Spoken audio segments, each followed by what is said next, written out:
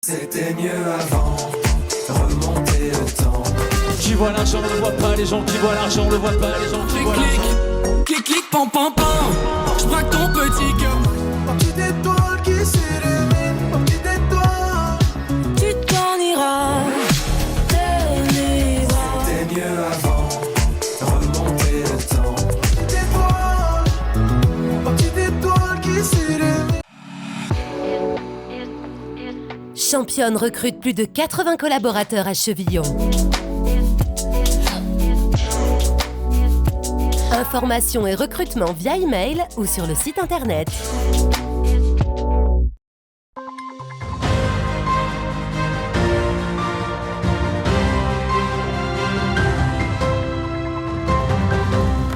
Bonsoir à toutes et à tous, lundi 19 juin, bienvenue dans cette édition du 15 Info, voici les titres. La braguarde Clotilde Delben, une nouvelle fois médaillée ce samedi, elle conserve son titre de championne de France de boxe en poids coq. Ce week-end, la base aérienne de Saint-Dizier a accueilli le Air Raid. L'objectif, permettre aux réservistes opérationnels de s'entraîner et de renforcer la cohésion. 14 équipes de handball des catégories U11 aux seniors se sont affrontées ce week-end à Vassy pour tenter de remporter la Coupe de Haute-Marne. Et voici pour les titres. C'était la star de la soirée, la boxeuse braguarde Clotilde Delben remettait samedi 17 juin son titre de championne de France en jeu au gymnase Louise Ortiz de Saint-Dizier.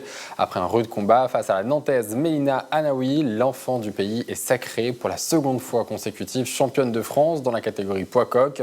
Retour sur cette soirée avec Manon Dofontis et Clémentine Coppola. Émue et fière, la boxeuse braguarde Clotilde Delben conserve son titre de championne de France dans la catégorie poids coq après un combat serré face à la Nantaise Mélina Ainaoui. Ce samedi 17 juin, devant son public venu en nombre au gymnase Louis Ortiz de Saint-Dizier, l'enfant du pays a tout donné. Il aura fallu 8 rounds de 2 minutes pour que la jeune femme âgée de 22 ans réussisse à convaincre les jurés en allant battre au poing son adversaire de 35 ans.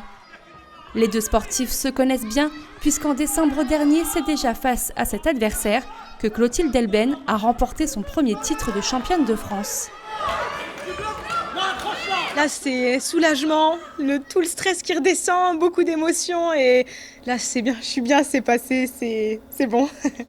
Organisé par le Saint-Dizier Boxe 52, ce gala accueillait en plus de la finale du championnat féminin de boxe en catégorie poids coq, d'autres rencontres, comme celle de Jamal Dago, représentant le club de Saint-Max dans la catégorie poids moyen. C'est bien, l'adversaire il était robuste, il a un bon niveau et j'ai bien aimé le combat. En tout, 10 combats professionnels et amateurs ont rythmé cette soirée, riche en émotions, notamment pour Clotilde Delben, qui se voit déjà concourir au niveau européen et international. Ce week-end, la base aérienne de Saint-Dizier a accueilli la nouvelle édition 2023 du Air Raid, un exercice physique et mental qui permet aux réservistes opérationnels, le temps d'un week-end, de s'entraîner et de travailler sur la cohésion de groupe et le dépassement de soi. Un retour en image avec Clémentine Coppola, Clovis Courtois et Nicolas Fontaine. 8 minutes top chrono pour sauver Maurice, un parachutiste blessé, et éviter les tirs ennemis. C'est l'une des 50 épreuves que les militaires ont dû affronter pendant 3 jours. Ils doivent progresser juste en se faisant toucher le moins possible, sans se faire toucher, c'est pas possible, mais en se faisant toucher le moins possible pour décrocher ce parachutiste et le ramener ici. Cette épreuve intervient dans le cadre du Challenge Air Raid. 183 militaires en provenance de 17 bases aériennes françaises et une de Belgique ont fait le déplacement. Pour ce premier atelier, ils ont dû faire preuve d'organisation.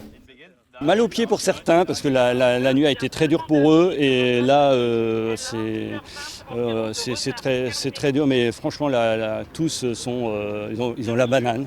Organisé chaque année, le Air Raid a pour but de maintenir le niveau de la réserve opérationnelle et surtout créer des relations entre les militaires. Déjà organisé sur la base aérienne de Saint-Dizier en 2014, l'exercice fait donc son grand retour.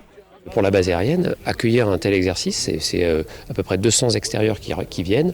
C'est toute une préparation en amont. C'est challenger aussi l'organisation de la base aérienne pour accueillir ce type d'événement qui ressemble finalement à quand vous avez 200 personnes qui arrivent pour mener derrière une opération, c'est le même principe. Donc ça prépare la base aérienne à ce type d'événement. Après une épreuve d'orientation, les volontaires âgés de 17 à 63 ans, répartis en équipes, se sont essayés ce samedi sous un soleil de plomb à une nouvelle série d'activités. Sauvetage d'un blessé, traversée de la Marne ou encore exercice d'adresse. Parmi les autres épreuves pour tester leur endurance et la cohésion d'équipe, le soulevé de poids ou encore du crossfit. Et cette année, les grands gagnants de cette édition, c'est l'équipe 19, des réservistes venus de Lyon. C'est vraiment une deuxième vie, c'est des activités qu'on n'a pas l'occasion de faire par ailleurs et ça permet de sortir de sa zone de confort, mais dans le bon sens du terme, de se dépasser vraiment.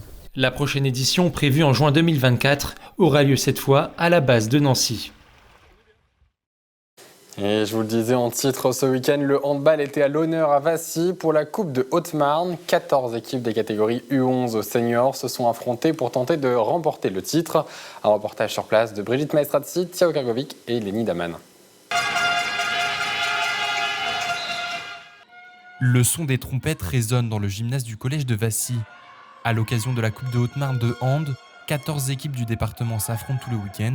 Des U11 seniors pour tenter de remporter le titre de champion départemental dans sa catégorie. C'est la fête du handball où toutes les équipes les meilleures du championnat se rencontrent en finale. Derrière, il y a eu un championnat, plus il y a eu des matchs de coupe préliminaires pour arriver jusqu'en finale. Samedi, dans la catégorie des U15, la finale opposait Langres face à Chevillon. Le match entre les deux équipes s'est soldé par un score de 37 à 19.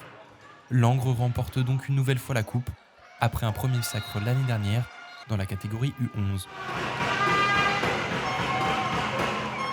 Super fier. Au début, on a bien entamé le match, mais après, on s'est fait revenir au fur et à mesure. On n'a pas trop su gérer notre milieu de match, mais on a su garder la tête froide et bien revenir à la fin. C'est entièrement mérité aussi pour tout ce qu'on fait, et tout c'est entièrement mérité, vraiment. Et en clôture de cette première journée des finales de Coupe de Haute-Marne, c'est Chevillon qui s'est illustré face à Pont-Varin dans la catégorie Excellence. Ces derniers s'imposent 38 à 24 et remportent le trophée pour une 4e année consécutive. Et avant de clôturer cette édition, cette vigilance orange actuellement en cours dans 19 départements de France, dont la Haute-Marne, la Meuse et la Marne, pour un risque important d'orage. Cette vigilance est active jusqu'à ce soir minuit, soyez donc prudents. C'est la fin de cette édition, merci de l'avoir suivi. Tout de suite vos prévisions météo de demain. Excellente soirée à tous. Toute l'actualité en continu à retrouver sur notre site internet et notre application mobile. Retrouvez-nous sur le canal 373 de la TV d'Orange et sur le canal 953 des offres Freebox.